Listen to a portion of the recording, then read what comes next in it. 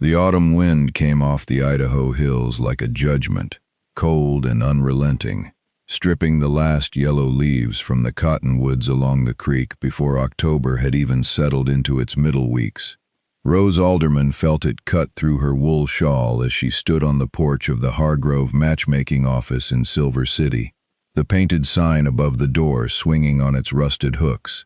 She had her hat pressed to her head with one gloved hand and a folded letter pressed to her chest with the other, and she stood there a moment longer than she needed to, telling herself she was simply catching her breath. She was not afraid. She had survived 2 hard winters alone on 40 acres, buried a husband, haggled with the bank, and mended her own roof after the August storms. She was not afraid of a matchmaker's ledger book. What she was, she admitted to herself quietly, was tired. Tired in the bone-deep way that had no cure except time and help and perhaps the company of another steady pair of hands.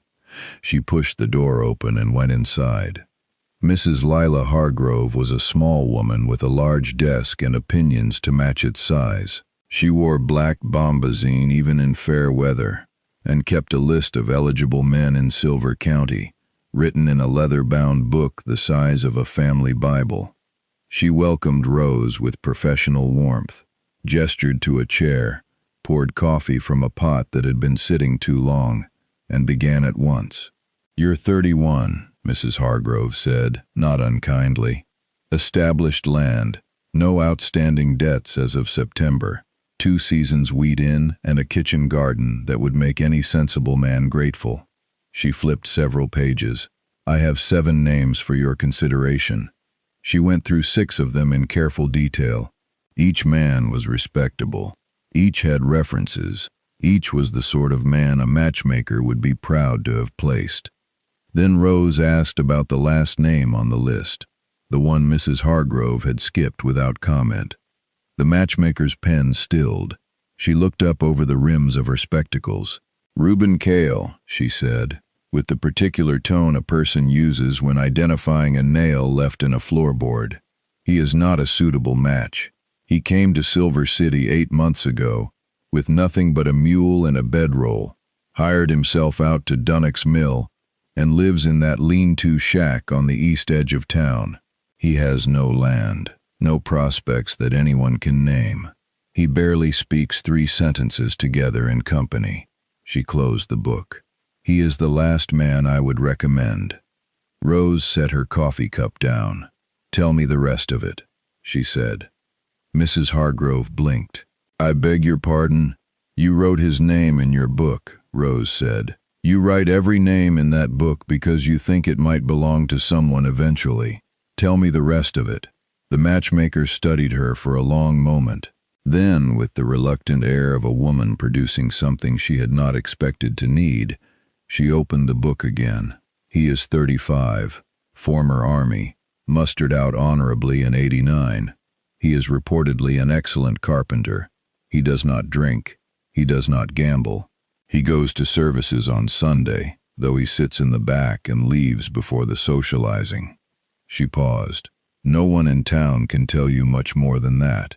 And that, Mrs. Alderman, is precisely the problem." Rose looked at the folded letter in her hands, the one the bank had sent her, the one that said she had 14 months to make the Alderman place turn a profit, or they would begin proceedings on the debt her late husband Daniel had accumulated quietly, in the last year of his life, without telling her. "I'd like to meet him," she said. Mrs. Hargrove set down her pen as if it had done something to disappoint her. "I was afraid you might say that." The meeting happened 2 days later, in the dry goods store on Main Street, with Mr. Pelham, the storekeeper, pretending not to listen from behind a tower of flour sacks. Rose arrived first and stood near the window. Reuben Kale came in at precisely the appointed time, which she noticed. He was taller than she had expected, broad through the shoulder in the way that came from actual labor rather than the appearance of it. He had a carpenter's hands, scarred across the knuckles and careful in their stillness, and a face that had been weathered to something that was past handsome and arrived instead at honest. He took off his hat when he saw her. He did not smile in the polished, presenting way of a man trying to make an impression. He simply looked at her steadily, as if he had decided already that he would not pretend to be anything other than what he was. Rose found that more reassuring than any number of charming introductions. They sat at the small table near the store's cold stove. Mr. Pelham brought them coffee they had not asked for and retreated to his flour sacks. Mrs. Hargrove explained the situation. Reuben said, "Your land, the labor needed, the arrangement you're considering." "She explained my side of it," Rose said. "She doesn't know your side." He looked at her with something that was not quite surprise and not quite approval, but lived near both. "I need work that lasts past a season," he said. "The mill will close for winter in 6 weeks. I have skills I haven't had a proper place to use." A pause. "I'm not a man who talks much about himself." "I noticed," Rose said. "I'm not asking for your history. I'm asking what you'd bring to 40 acres and a house that needs a new support beam in the east wall before the snow comes." The stillness in him shifted. "I can build that beam," he said. "I can build whatever needs building. I'm competent with a plow if the ground isn't frozen solid, and I know horses well enough to manage a team." "The arrangement I'm proposing is a working contract," Rose said. She kept her voice level and businesslike, because that was the only way she had found to say this sort of thing without her throat tightening. "You live in the house, in the back room. You work the land and repair the structures. In exchange, I provide board and a wage of $8 monthly, from whatever the harvest brings. If the land does well, that figure improves. If we find after 1 year that the arrangement is workable and mutually agreeable." She stopped. Mrs. Hargrove suggested we might consider formalizing the arrangement as a marriage, for the bank's purposes and the town's satisfaction. Reuben turned his hat in his hands once, twice. "That's an honest way to put it," he said. "I don't know another way," Rose said. He was quiet for a moment that stretched long enough to make Mr. Pelham shuffle his flour sacks in sympathetic tension. Then Reuben said, "The child eats first." Rose blinked. "I beg your pardon?" "If there's ever a short season," he said, "and there will be. If there's ever a short season and the food runs thin, I want it agreed from the start. Whatever we need to go without, it isn't the children, yours or mine or anyone else's, who ends up at the table. That's my only condition." She stared at him. "I have no children," she said. "I know it," he said, "but I've seen enough households where the arrangement goes sour, and it's the smallest ones who carry it." I wanted it said plainly. Something settled in Rose's chest. Not warmth exactly, it was too soon for that, but something solid and reliable, the way a good floorboard felt underfoot after you'd spent time on rotted ones. "Agreed," she said. "The child eats first." She extended her gloved hand. "We have a bargain, Mr. Kale." He shook it. "We have a bargain, Mrs. Alderman." They rode out to the Alderman place that same afternoon, Reuben on his mule with his bedroll and a single wooden crate of tools, Rose in her wagon with the supplies she'd purchased, and the knowledge that Mrs. Hargrove, watching from her office window, was either deeply disapproving or secretly intrigued. The road north out of Silver City wound through a valley that was beautiful in the spare way of October hills, the grass gone gold and the creek running low between its stones. Neither of them said much. It did not feel like an uncomfortable silence. It felt like two people who had agreed on a direction and were simply traveling it. The Alderman place sat on a slight rise above the creek, 43 acres of wheat ground and kitchen garden and pasture, with a farmhouse that had been sound once and was still respectable if you didn't look too closely at the east wall. The barn needed paint. The fence along the north boundary had 3 broken rails. The wood box on the porch was empty.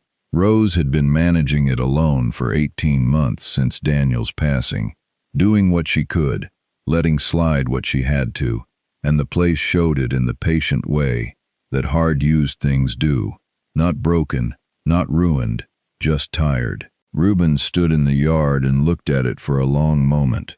She watched him take it in, the way a carpenter looks at a structure, not cataloging failures but reading the bones of it, understanding what it had been and what it could be again.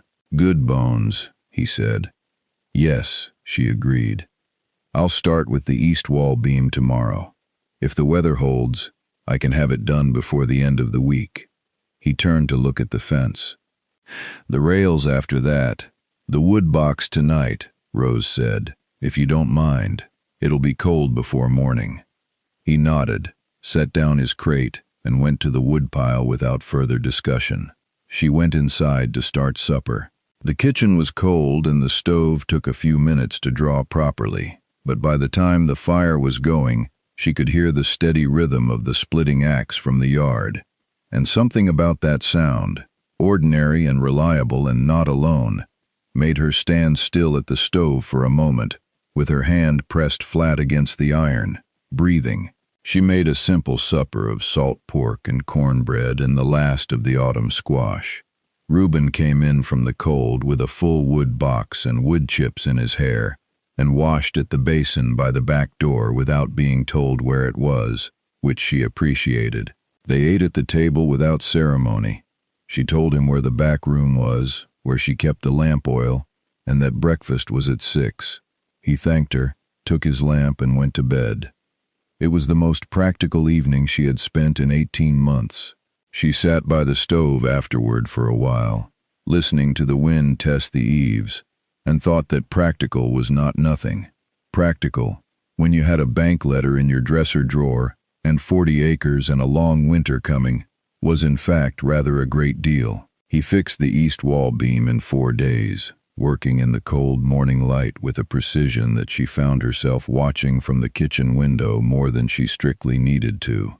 He replaced the 3 fence rails. He mended the hinge on the barn door that had been hanging wrong since September. He split wood in the evenings and stacked it with a methodical neatness that meant she could reach exactly what she needed without shifting the whole pile.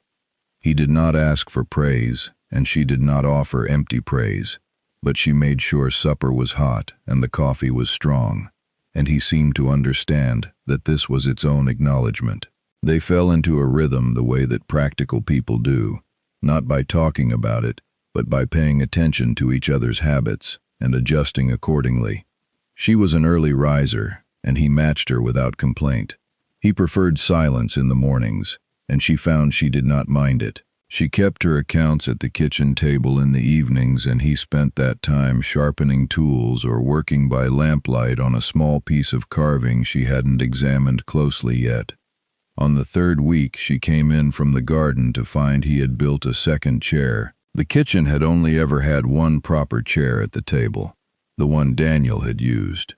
She had been eating her own meals in it and had been setting Reuben's plate at the other end of the table, where there was only a wooden stool that was a little too low.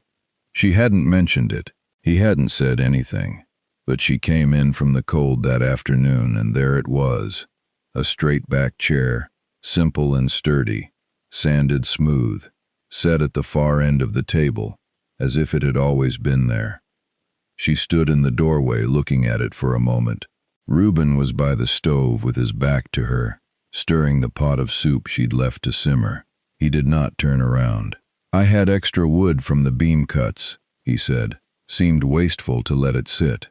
"It's a fine chair," she said. He did not say anything else.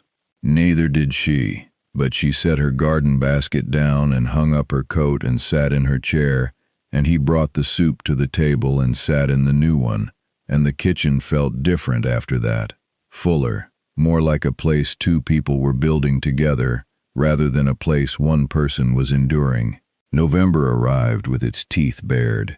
The temperature dropped hard and fast, and the first real snow came on a Thursday, blowing sideways off the hills in the kind of storm that closed roads and buried fence lines and made the world contract to the size of one farmhouse and the light within it. Rose and Reuben spent 3 days essentially landlocked, moving between the house and the barn through the covered path he had thought to build along the side wall in the 2nd week, a fact she was grateful for every single cold transit. On the 2nd evening of the storm, After the chores were done and the animals settled, they sat by the stove and Rose finally asked him the question she had been carrying since the matchmaker's office. "Why did you put your name in Mrs. Hargrove's book?" He was quiet for a moment, not evasive. She had come to recognize the difference. He was simply a man who did not speak until he had found the right words. "I left the army in '89, he said. "Spent 3 years after that doing piecework. One town, then the next. Hired on where I could, moved when the work ran out." He turned the small carved piece in his hands. She could see now it was the shape of a bird, not yet finished. "A man can live that way. I did it. But there comes a point where you want something that stays, something you build that's still standing when you come back to it." "You weren't looking for a wife," Rose said. "You were looking for a place." He looked at her then, with that steady, unrehearsed look she had come to rely on. "I suppose both," he said, "in the right order." She looked at the fire. "Daniel and I were married for 9 years, she said. "He was a good man, mostly. He got into debt trouble in the last year without telling me. I'm not angry at him for it anymore. But I won't be kept in the dark about the finances of a household again. Not by a husband and not by a partner." "I don't have finances to speak of," Reuben said. "But I understand you." A pause. "I'll tell you anything you ask." "Then we'll get on fine," she said. The carved bird, she noticed in the firelight, had its wings half spread, as if it had just decided to go, and had not quite gone yet. The trouble came in December, in the shape of a man named Gerald Voss, who represented the Consolidated Land and Water Company out of Boise. He arrived on a clear, cold day in a good coat and a hired buggy, with papers in his case and a smile that did not reach his eyes. He had been buying out small claims across the valley, he explained, sitting at Rose's kitchen table without being invited to do so, and he was prepared to offer her a fair price for the alderman acreage. Fair, meaning a number that would pay the bank debt and leave her perhaps $200 beyond it. Rose poured his coffee and listened to the full offer without interrupting. Reuben stood at the back of the kitchen, leaning against the wall near the stove, and said nothing. Voss had glanced at him once and categorized him as hired help, and had not looked at him again. When Voss finished, Rose said, "The land isn't for sale." Voss smiled patiently. "Mrs. Alderman, I understand it may feel that way now, but I want you to consider your situation clearly. A woman alone." "I'm not alone," Rose said. Voss glanced toward Reuben for the first time since dismissing him. Reuben met the look with his usual steadiness, and there was something in that quiet steadiness that communicated, without the need for a single word, that Voss was welcome to continue the conversation, but that the terms of it had just changed. "This is Mr. Kale," Rose said. "He is my partner in this operation, and come February we intend to formalize that arrangement before Reverend Sims. The Alderman place is not distressed property. It is a working farm in its 2nd year of improvement, and we intend to meet our obligations to the bank on our own timeline." She folded her hands on the table. "I'd offer you more coffee, but I think you've had enough." Gerald Voss recognized when a conversation was finished. He put his papers back in his case, stood, put on his hat, and went out into the cold with the particular stiff dignity of a man who had expected less resistance. Rose heard the buggy wheels crunching away on the frozen road. She sat at the table for a moment, then she looked at Reuben. "I said February," she said. "I hope that isn't presumptuous." He was quiet for a moment. Then he said, "No, it isn't presumptuous." Another pause, and something shifted in his expression. Not a smile exactly, but the nearest thing to warmth she had seen move across his face. "February's a reasonable date." Voss was not finished with them, as it turned out. He filed a claim in the county office the following week, asserting that the alderman land deed had an irregularity in the original survey of 1881, which he argued gave the Consolidated Company grounds to contest the boundary on the North 40. It was the kind of legal maneuvering that had worked on other small farmers who couldn't afford a lawyer or didn't know they had the right to contest. The county clerk, a man named Aldous Fitch, who had a reputation for being easily impressed by company letterhead, looked ready to send Rose a formal notice. Reuben went to town. He spent 2 days there, and Rose did not ask in advance what he intended to do. She had come to trust that when Reuben moved quietly toward a problem, he was not walking away from it. He came back on the second evening with a copy of the original 1881 survey, which he had located in the county archives himself, a written statement from the surveyor's widow in Emmett, who had her late husband's field notes, and a conversation he had quietly conducted with 3 neighboring landowners who had each received similar offers from Voss in the past 6 months and had each declined. He sat at the kitchen table and laid the papers out in order. "The survey is clean," he said. "Voss is counting on you not knowing that." He tapped the widow's statement. "This invalidates his claim at the county level. I've spoken to Mr. Fitch. He'll shelve the notice."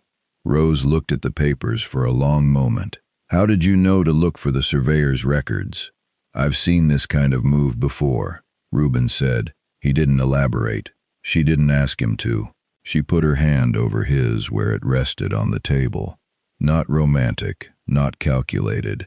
Simply a direct acknowledgement, the way you would acknowledge something that mattered. He went very still for a moment, and then turned his hand under hers and held it. They stayed like that for a while, the papers between them and the fire going and the winter wind doing its usual work against the walls. Then Rose said, "I think we should go ahead with February." "I think so too," Reuben said. They were married on the 14th of February, 1893, in the front room of Reverend Sims's house, because the church was too cold to heat properly in the middle of winter, and the Reverend was a practical man who saw no reason to be ceremonial about it. Mrs. Hargrove attended, having decided that if the outcome was going to be this sturdy, she might as well take some credit for it, and she sat in the Reverend's best chair with her hands folded, and a look on her face that was caught between vinegar and satisfaction. The storekeeper Pelham came with his wife, and 2 of the neighboring landowners who had spoken to Reuben in town attended as well. Men who had decided that anyone who took on Voss on behalf of a widow and handled himself that quietly was worth knowing better. Rose wore her good blue dress. Reuben wore a clean shirt and a jacket she had not seen before, pressed and brushed, showing he had thought about the day. She noticed. He had shaved with unusual care, and there was something in the deliberateness of that small preparation that moved her more than she had anticipated. Reverend Sims kept the words to what mattered, and Rose and Reuben kept theirs likewise. When Sims asked if she took this man, she looked at Reuben and said yes without hesitation, because she had been saying yes to him for 4 months in every practical way she knew, and it was past time to say it plainly. Afterward, at the small supper Mrs. Sims had prepared, someone made a toast and Pelham told a story that was meant to be funny about the time he had tried to eavesdrop on their first meeting and heard nothing useful, which got a genuine laugh from Reuben, one of the few Rose had heard from him, and she found herself surprised by how it changed his face. Not that he was a different man when he laughed, but that she could see more of who he already was. Walking home in the cold February twilight, their breath-making clouds, she put her hand through his arm. He covered it with his hand, and they walked the road home to the Alderman place in a comfortable silence that had nothing of emptiness in it. The spring came the way good things come on the frontier, slowly. Then all at once, the creek rose with snowmelt. The ground turned soft and workable. They planted earlier than Rose had managed the 2 previous years, because there were 2 of them now and twice the hands, and Reuben knew a thing or 2 about soil preparation that he had gathered across his years of working other men's land. Knowledge he applied now to his own with a thoroughness that showed what it meant to him to have a place to put down. He built her a shelf in the kitchen for her account books. He built it with a small carved border along the top edge, the same bird from the carving he'd been working on through the winter, its wings open, in flight, repeated along the wood in neat repetition. She ran her finger along it the first morning it was up, and did not say anything, and he did not require her to. By May the wheat was coming up straight, and Rose had a letter from the bank acknowledging her January payment, and projecting nothing further to be concerned about. She folded that letter and put it in the stove and watched it burn, which was one of the better moments of the year. By July there were neighbors coming by with their own troubles and questions, partly because Rose was known to be sensible, and partly because Reuben's handling of the Voss situation had circulated in the quiet way that useful information does among people who work the land. He became a man people came to for a second opinion. He gave it sparingly and accurately, and went back to his work without cultivating any fuss about it. She told him one evening in August, while they were sitting on the porch in the last light, that she had not expected any of this. He looked at her sideways. "Which part?" "Any of it," she said. "I walked into that matchmaker's office because I needed a practical solution to a practical problem. I didn't expect—" She paused. "I didn't expect to feel at home in my own house again." He was quiet for a moment in his usual way. Then he said, "Neither did I." She reached over and took his hand, and the porch was warm with the last of the summer sun, and the wheat field below them was heavy in gold, and the creek caught the light between its banks. It looked like something a person might work a whole life toward without knowing what exactly they were looking for. He had found it in a lean-to and a matchmaker's ledger book and a window in a dry goods store. She had found it in a name that Mrs. Hargrove had nearly skipped without comment. The bird on the kitchen shelf had its wings open. It had been flying all winter. By summer it had arrived. And if you have ever felt that particular kind of tired, the kind that lives in the bones and asks not for rest but for company, then you know why Rose walked through that matchmaker's door, and why she asked about the last name on the list, and why it mattered that the first condition Reuben Kale put on any bargain was as simple and as serious as this: that whoever sat at the table, the smallest and the most vulnerable, ate first. That is a man's character right there, in a handful of plain words. You don't need 3 volumes to know what kind of man he is after that. A practical arrangement, they called it, because that was the honest beginning of it. But a home is built by acts, not declarations. Every chair that gets built, every shelf that goes up, every hand that gets held on a cold February road, that is the real language of love on the frontier. It does not make speeches. It shows up, and it stays, and it works. If this story settled something in you tonight, leave a comment and tell me. Was it Rose's courage in asking about the last name on the list, or Reuben's single condition that won you?